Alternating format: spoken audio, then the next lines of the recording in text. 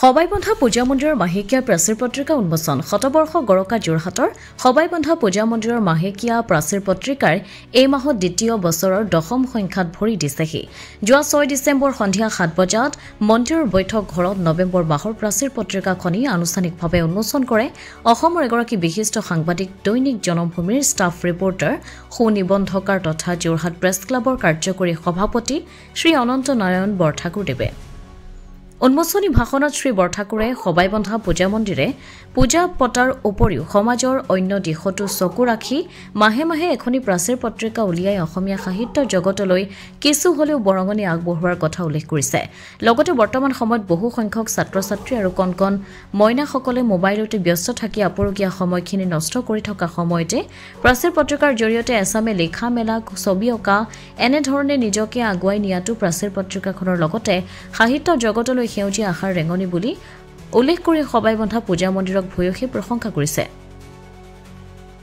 সভাত সন্মানীয় অতিথি ৰূপে ৬৬ নং হেজাৰী প্ৰাথমিক বিদ্যালয়ৰ প্ৰধান শিক্ষয়িত্ৰী শ্ৰী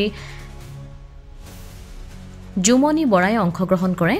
তেখেতে ভাষণত এই মাহৰ প্ৰাচীৰ পত্ৰিকাৰ বিশেষ সংখ্যা হিচাপে ৬৬ নং হেজাৰী প্ৰাথমিক বিদ্যালয়ৰ ল'ৰা-ছোৱালীবোৰৰ লিখনি সহ ছবি দিয়াৰ বাবে সবাইবন্ধা পূজা মন্দিৰক ধন্যবাদ জনাইছে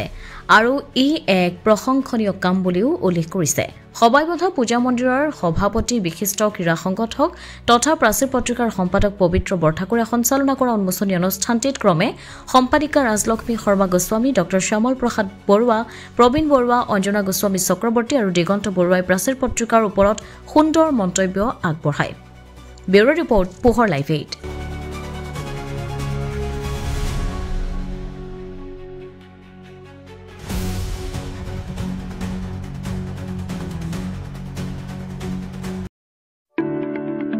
যোৰহাট নগৰৰ মাজমজিয়াত মুকলি হল অত্যাধুনিক সা সুবিধাযুক্ত বিলাসী অতিথিশালা শ্ৰাংগিল্লা হোমষ্টে দৈনন্দিন জীৱনৰ ব্যস্ততাৰ মাজত অকণমান সময় বা এটা ৰাতি এটি শান্তিৰ সেউজীয়া ঘৰুৱা পৰিৱেশত নিজৰ প্ৰিয়জন অথবা পৰিয়ালৰ লগত কটাব বিচাৰিছে নেকি আপুনি তেনেহলে আহক শ্ৰাংগিল্লা হোমষ্টেলৈ শ্ৰাংগিল্লা হোমষ্টে পৰিয়ালৰ পৰা আপোনালৈ আন্তৰিক স্বাগতম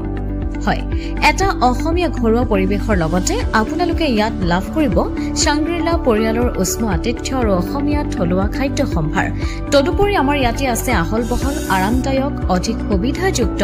শীততাপ নিয়ন্ত্ৰিত কোঠা 24 ঘণ্টাই বিজুলী সৰবৰাহৰ লগতে জেনেৰেটৰৰ সুবিধা আৰু শক্তিশালী চিচি কেমেৰাৰ ব্যৱস্থা